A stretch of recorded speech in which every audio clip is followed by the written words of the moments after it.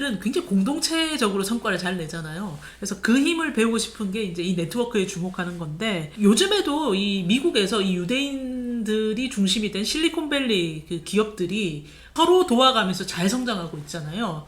그게 햇세드 정신이 담겨 있는 거죠. 맞습니다. 아시다시피 그 실리콘밸리의 가장 유명한 그 햇세드 정신은 사실은 페이팔 마피아라고 들어보셨을 거예요. 페이팔 마피아라는 건 언론에서 왜 그러한 단어를 사용하기 시작했냐면, 페이팔이라는 업체가 사실은 유대인들이 중심에서 성공시킨 창업 기업인데, 그 페이팔을 키워가지고 이베이에 성공적으로 매각을 해요. 15억 달러를 받고. 그리고 그 당시 페이팔에서 같이 일했던 사람들이 그 돈을 자기 지분대로 다 나눠 갖고, 큰 돈이었는데 그 돈을 가지고 잘 먹고 잘 산 게 아니고 이 사람들이 또 다 창업에 뛰어듭니다.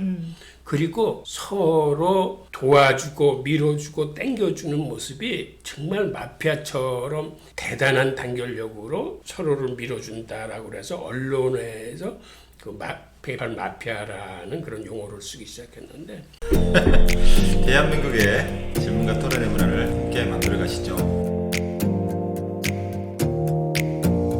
제가 좀 페이팔 마피아의 중심에 있었던 피터 틸에 대해서 좀 말씀을 드릴게요. 피터 틸. 예, 네. 피터 틸이라는 사람은 사실은 이 친구는 로스쿨을 나왔어.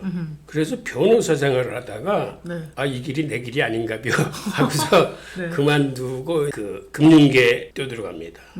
그래서 금융계에 들어가서 나름대로 돈을 좀 벌고 자기가 헤지펀드를 하나 차려요. 그러면서 이 스탠포드 출신인데 여름학기 강의를 스탠포드 대학에 나가서 가르쳐. 야, 진짜 다재다능하다. 네. 근데 이 사람이 뭐 유명한 사람도 아니니까 수강생이 6명뿐이 없어.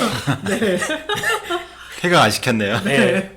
근데 그 6명 중에 한 사람이 유대인이 있었어요. 근데 그 친구가 굉장히 아이디어가 많은 친구인데, 피터 틸 교수를 찾아가서 내가 이러이러한 아이디어가 있는데 이거를 어떻게 했으면 좋겠느냐고 이제 상의를 하니까 피터 틸이 야, 그거 나하고 같이 한번 해보자. 그래서 같이 네. 창업을 해요. 네. 그런데 몇 번 실패를 해. 어. 그러니까 실패를 할 때마다 아이템을 바꿔. 네.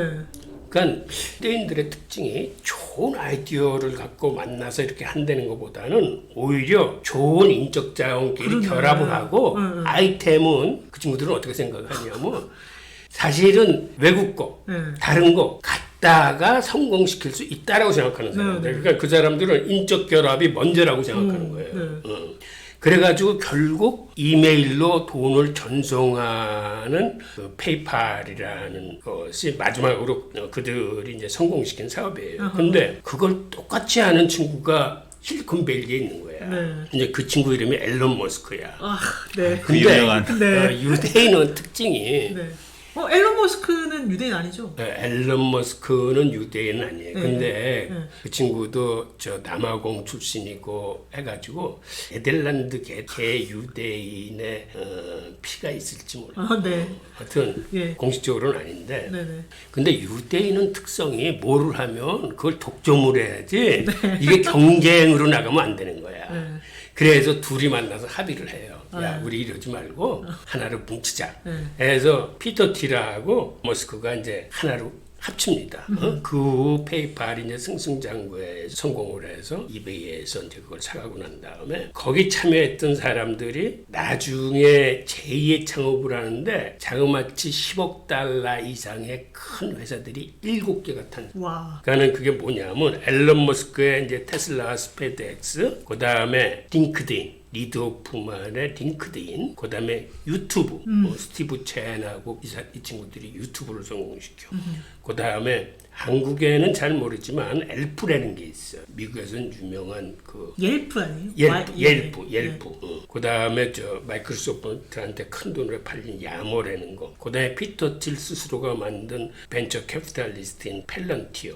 이 7개가 다 10억 달러 이상짜리의 회사로 큰 거예요. 그리고 피터 틸은 창업이 아니라 이런 창업가들을 도우는 컨설팅과 벤처 캐피탈리스트를 해요.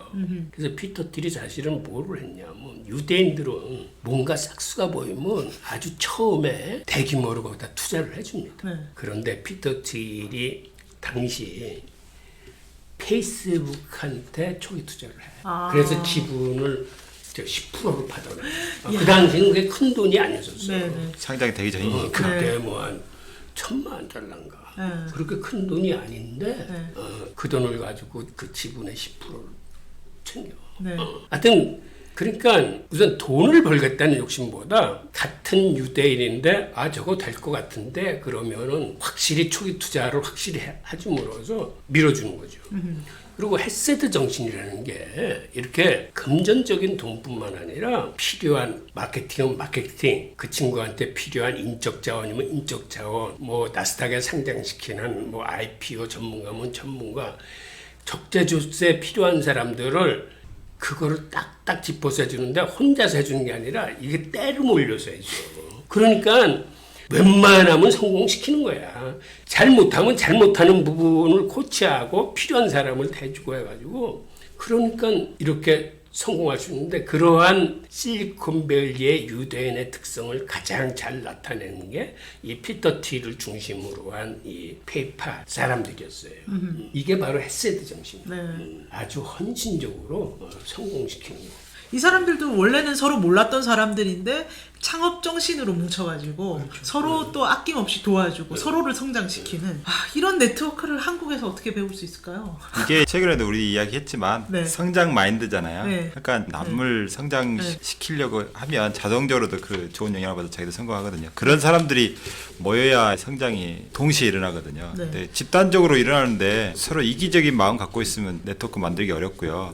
그 안에서 협력이 일어나야 1 더하기 1은 2가 아니라 뭐 10도 되고 100도 되고 그래요? 예, 시너지 효과라는 게 그냥 단순히 1 더하기 1은 2가 아니라 1 더하기 1은 엄청나게 큰 폭발력을 가질 수 있어요. 그 집단 지성, 협력의 그 파워를 알기 때문에 유대인들은 이걸 어렸을 때부터 가르친다 이 말이죠. 그게 제다카를 통해서 가르쳐요. 그러니까 이 사람이 가장 협력을 할 때 장애물이 욕심 때문에 그렇거든요. 자기만 다 가지려고 하고 그런 욕심들을 버릴 때 이 협력이 가능해요. 어렸을 때부터 제다카를 가르칩니다. 이 돈으로부터의 자유함을 먼저 가르치고 나서 그 다음에 다른 걸 가르치기 때문에 벌써 사람이 그렇게 다르죠. 그래서 아까 뭐 말씀하셨지만 유대인들은 한 2000년 동안 나라가 없었어요. 정부가 뭐 중간에 개입할 여지도 없었고요. 나라 자체가 없었으니까. 그럼에도 불구하고 서로 돕는 협력 관계가 이루어진 게 어렸을 때부터 이렇게 토라 또는 탈무드에 나오는 어떤 제다카 정신이 회당 중심으로 계속 발현됐던 거죠. 그러니까 유대인들이 자기 그 공동체에서 다른 공동체에서 볼 수 없는 그런 따뜻함이 있어요. 그러니까 유대인들이 지금도 아주 정통파 유대인들이 있어요. 초정통파라고 하기도 하고 뭐 어쨌든 평생 토라 탈무드만 공부하는 그런 유대인들이 있어요. 실제로 있는데 거기서 나온 사람들이 가끔 있어요. 나는 종교생활 못하겠다. 평생 그 짓은 못하겠다. 그래서 나온 아이들이 있는데 그 아이들이 이런저런 경험을 하죠. 뭐 안식일 안 지키면 진짜 죽는가 보다 하는데 첫 안식일 지켜보니까 안 죽거든.